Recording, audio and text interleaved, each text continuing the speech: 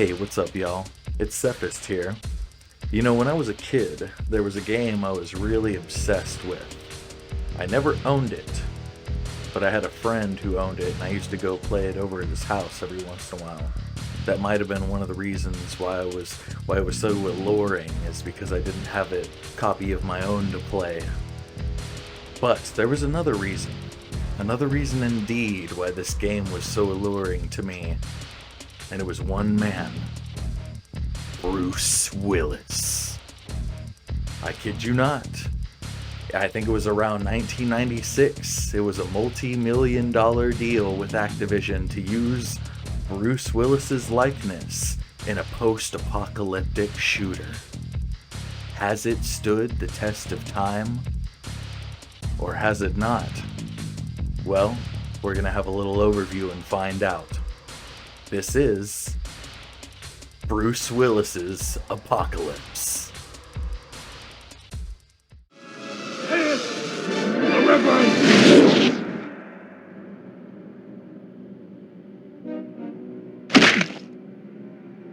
Wake up, convict! You're on! Position 9982B, Kincaid Trey. You have persisted in the dangerous ways of the sciences in direct violation of the 12 recommendations of the Reverend. How would you plead? I'm gonna stick my foot so far up your Guilty! I sentence you to death. May the Lord have mercy on your soul. Amen.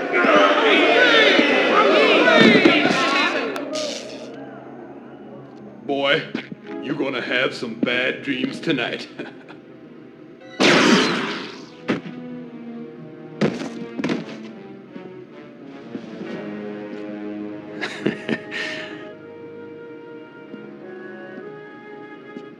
Counterattack in action.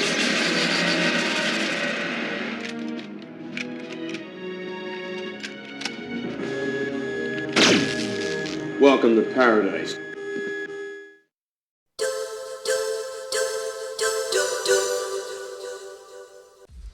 Now, Apocalypse was a multi-directional shooter, like a 8-directional shooter, so up, down, left, right, and then the diagonals of that.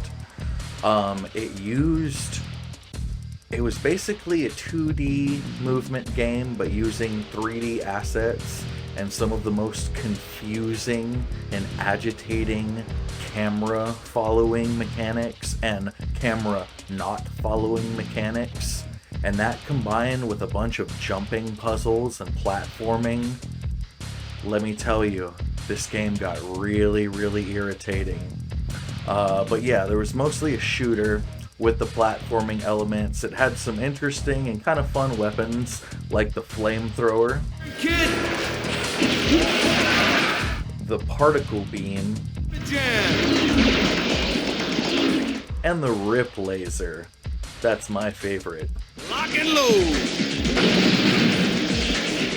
So if you have any sort of reference point to the game Robotron X, which was also on PS1, it's very similar to that, but a lot more flashy. But sometimes flashy isn't always good.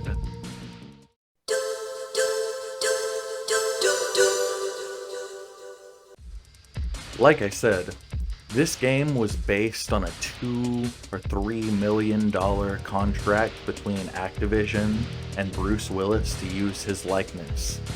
Originally, what the plan was is that there was going to be a main character, and then Bruce Willis's character was going to play the sidekick who was AI controlled and was going to assist you through the game. After a bunch of complications with that, and it just not working out gameplay wise, even though they did a lot of voice recording and motion capture with Bruce Willis, they did end up making him the main character, but they cut almost all his dialogue lines into like simple goofy one-liners that are almost like thrift store Duke Nukem lines. Here's a couple of them. Feel the burn, kid? That last step's a doozy. Hey, I'm not getting paid enough to do this crap. Kinda cringy. The one thing that came out that was kind of interesting is that this game's engine, I believe called the Apocalypse engine, it might look a little familiar. They're using a like a texture render wrap using photography basically, or digitized photography, and this engine was used to make the first Tony Hawk's Pro Skater game, which was a huge success.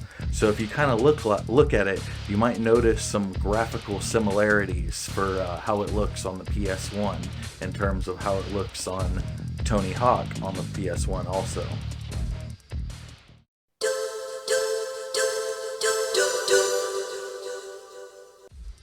Yo, I'm not gonna lie, the graphics in this game are funky. The footage that I'm using here, I'm playing it on an emulator with a legitimate copy, but it's upscaled to 1080. So normally it would be a lot more crispy fried looking, but the thing that really bothers me about this game, besides how Bruce Willis he looks like some kind of insane ape that escaped, some kind of science experiment ape that escaped from a lab.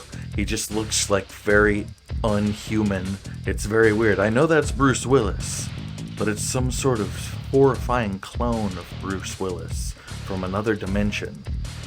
The thing that really agitates me about this game, that is just a deal breaker, is the camera controls, or lack of camera control. So it's an auto camera, and it also auto turns you on some surfaces, and then on some surfaces it doesn't auto turn you, and then so it also doesn't change the direction that you're firing. The button, it will change the direction you're moving, but the button that you're using to fire in that direction is still the same, so it's not matching up.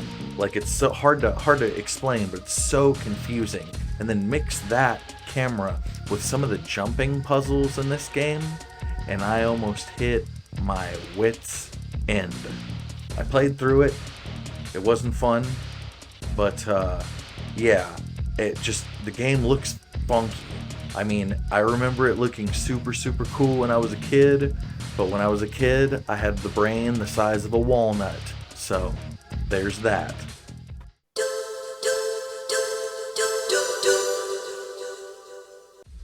The music in this game, not very good. It's kind of abrasive electronica, kind of sci-fi, or very sci-fi inspired, because it's a sci-fi game. But we have some twangy tracks such as this.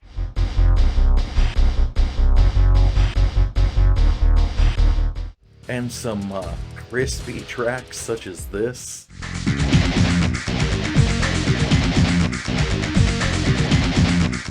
Not really my thing, but I'll tell you, it could be a lot worse. But it could be a lot better as well.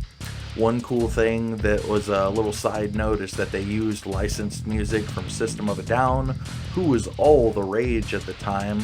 It's coming from like big TVs and some of the levels and little snippets, so I thought that was kind of cool. Back when it wasn't exactly regular to see licensed music in some of these games, but it was supposed to be a big budget Activision game, so I bet they spent a lot of money on it. A segue to also them spending a lot of money on Bruce Willis's voice acting, but then ending up having to trash a majority of it because he became the main character and a lot of the vocals were not usable. So like I said, it got boiled down to some corny one-liners.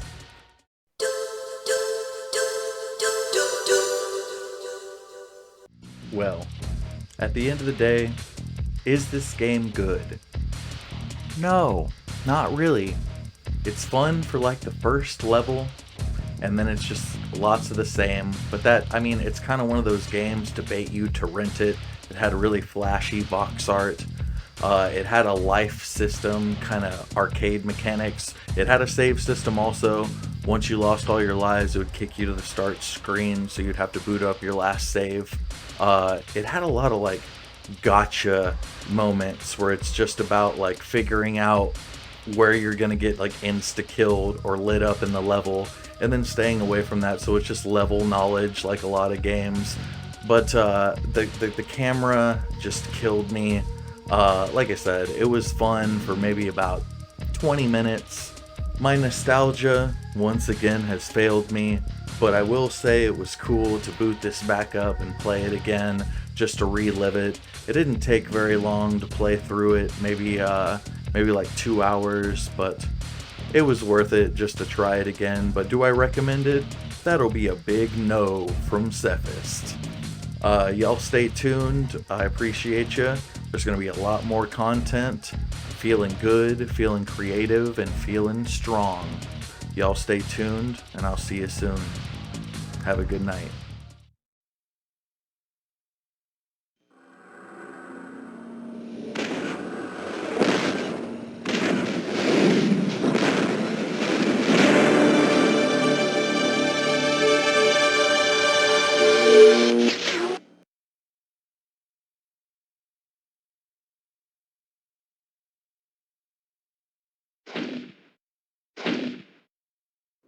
There was a time when science was my religion. Now religion has become my science and my sword. Only one man, my oldest student, now my sworn enemy, knows my plan and knows how I raised my horsemen from the dead. Death, plague, war, beast, my 4 horsemen of the apocalypse. Arise! The world must perish in our hands before we perish. Peace, death, tear the flesh from the heathen bones. Plague, devour them with pestilence. War, cast their corpses to the fire. Beast, turn their cities to ash. Go forth, my horsemen! Judgment day is at hand!